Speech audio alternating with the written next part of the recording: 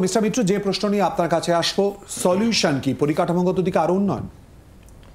না, কলিউশন ধরুন এই আমাদের একমাত্র ভারতীয় রেলওয়েতে গুডস ট্রেন এবং প্যাসেঞ্জার ট্রেন একই লাইনে চলে। আজ যে ঘটনাটা ঘটেছে, এই যে গুডস ট্রেনের ওয়াগনের রক্ষণাবেক্ষণ আর কোচের রক্ষণাবেক্ষণ অনেক তফাৎ।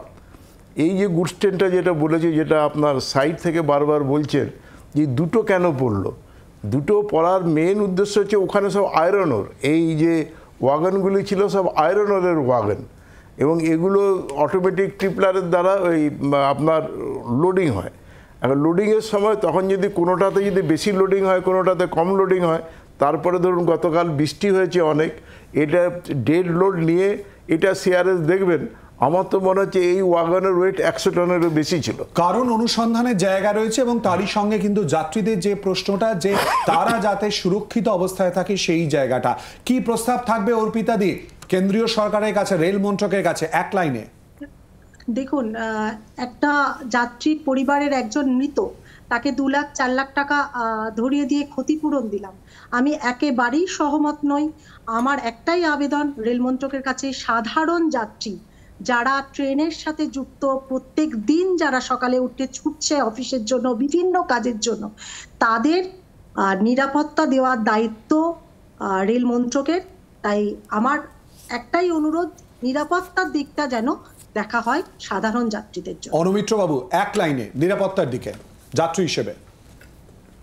যাত্রী হিসেবে কেন, এই ভারতবর্ষের মানুষ হিসেবে কোনো নিরাপত্তাই কি আমাদের আছে?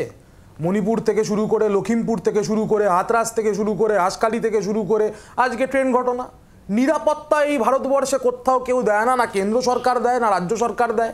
নিরাপত্তার দাবি নিয়ে কথা বলা মানে নিজের জীবনের সময় নষ্ট করা, আমার এটা মনে হয়। নিরাপত্তার প্রসঙ্গে অবশ্যই করে আমাদের অন্তত থাকতে হবে, কারণ ট্রেন দুর্ঘটনা নিয়ে যেহেতু আমরা আলোচনা করছি। সৈকত, কি আবেদন থাকবে রাজনীতির ঊর্ধ্বে উঠে? আমার হাত জোড় করে শুধু আবেদন, সেটা হচ্ছে ভোটমুখী চিন্তাভাবনা থেকে বেরিয়ে এসে রেলমন্ত্রী, প্রধানমন্ত্রীর দায়িত্ব নিতে পারলে জীবনের নিরাপত্তা সুনিশ্চিত করুক, নাহলে পদত্যাগ করুক, তাহলে দেশ বাঁচবে। সমস্ত দেশে সব বেলাইন হওয়া জিনিস লাইনে আসবে। আশুতোষ, দেখো, একটা জিনিস বুঝতে হবে যে রেল মানে গুডস ট্রেন আর প্যাসেঞ্জার ট্রেন যখন এক লাইনে হাঁটছে, দেশে কিন্তু মোদি আদানি একসাথে হাঁটছে একটা লাইনে, কিন্তু সব থেকে বড় কথা হচ্ছে যে রেলের সুরক্ষা। মানুষ যদি সুরক্ষা না পায়, এবং সুরক্ষা দিতে গেলে যে ভ্যাকেন্সি পূরণ করার থেকে শুরু করে রেলওয়ে সেফটি কমিশন থেকে শুরু করে অ্যান্টি কলিশন ডিভাইস, এগুলো কেন করছে না? আমাদের প্রশ্ন কোথায়? রাহুল গান্ধী বারবার বলছেন চক্রভিউ, কোথায় কোথায় এটা কোথায়? মানুষ জিজ্ঞেস করছে। আজকে ওই যে দিদি ঠিকই বলেছেন, আমার ছোট ভাই অনামিত্র ঠিকই বলেছেন যে মানুষের নিরাপত্তাটা কে দেবে? রেলমন্ত্রক বসে বসে ওখানে ফুটানি মারলে তো হবে না। মানুষের টাকায় ফুটানি চলছে, কিন্তু মানুষ মারা যাচ্ছে। একটা মানুষকে বলা হচ্ছে তোমায় দ্রুত আমি পৌঁছে দেবো, আবার কফিনে ব্যাকও করে নিয়ে আসবো। এইভাবে চলতে পারে না এটা রেলমন্ত্রক। প্রথম কথা, 2022 সালের ক্যাগ রিপোর্টে দেখাচ্ছে RRSK যে তহবিল, সেখান থেকে ফুড ম্যাসাজ করানো হয়েছে। তো সেটা যেখানে ঘটে, এবং 2010 সালে মমতা বন্দ্যোপাধ্যায় রেলমন্ত্রী থাকাকালীন সেই সময় পদত্যাগ করেছিলেন গাইশাল দুর্ঘটনার দায়িত্ব নিয়ে। সেইগুলো তো এখন অতীত, যার ফলে এই মুহূর্তে বাঁচার একমাত্র উপায় হচ্ছে মাননীয় রেলমন্ত্রী পদত্যাগ করুন। এই নড়বড়ে সরকার, নরেন্দ্র মোদী সরকার চালাতে পারছেন না, ওনারা পদত্যাগ করুন, এই সরকারটা ফেলে দিন। মানুষ চাইছেন না, তাহলে পুরো রেল ব্যবস্থাকেই ঢেলে সাজাতে হবে, যেটা এই সরকারকে দিয়ে হবে না। সুতরাং এই আলোচনাটা বৃথা হবে যতক্ষণ না মাননীয় রেলমন্ত্রী পদত্যাগ করছেন এবং এই সরকারটা দেশ থেকে দেশের মানুষকে মুক্তি দিক। এটাই হচ্ছে প্রথম সলিউশন। কেউ এখনো বলেনি যে এই রেল দুর্ঘটনা হয়েছে রেলের কোনো স্টাফ বা কেউ কাটমানি খেয়েছিল বলে। যাই হোক, কেউ এই কথা মনে করতে পারছেন না যে 616 জন মারা গেছিলেন 99 থেকে 2000 সাল মাননীয়া মমতা বন্দ্যোপাধ্যায় যখন মন্ত্রী হিসেবে ছিলেন। আমি কোনো মৃত্যু মিছিলের গণনা করতে চাই না, কিন্তু যেভাবে আক্রমণ হচ্ছে তাতে বলতে বাধ্য হচ্ছি। আমি অর্পিতা দেবী এবং বাকিদের আশ্বস্ত করতে চাই। আর যিনি আরেকজন বললেন, তিনি রাজনৈতিক স্লোগানের মতন বলছিলেন, খুব দুঃখের সঙ্গে বলছি, বিরোধিতা অবশ্যই কাম্য, কিন্তু রাজনৈতিকভাবে কি করছেন তাহলে তো বলতে হয়, একটুখানি বলতে হয় যে 4 থেকে 14 10 বছর ইউপি এর, আর 14 থেকে 24 10 বছর এনডি এর।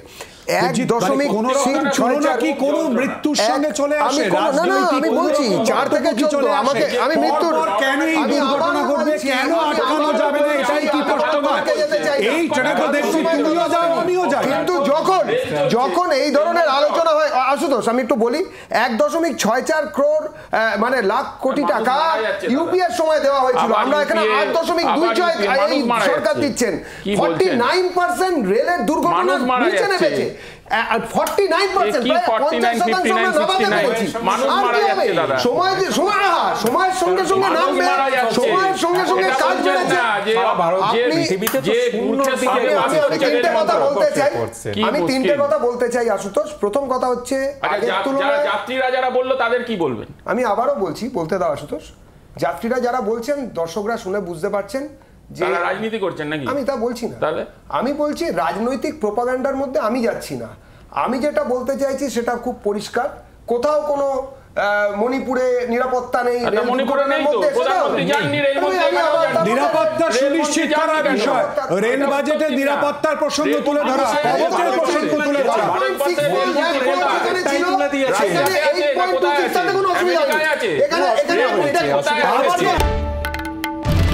বাংলার আওয়াজ, বাঙালির আবেগ, জি 24 ঘন্টা।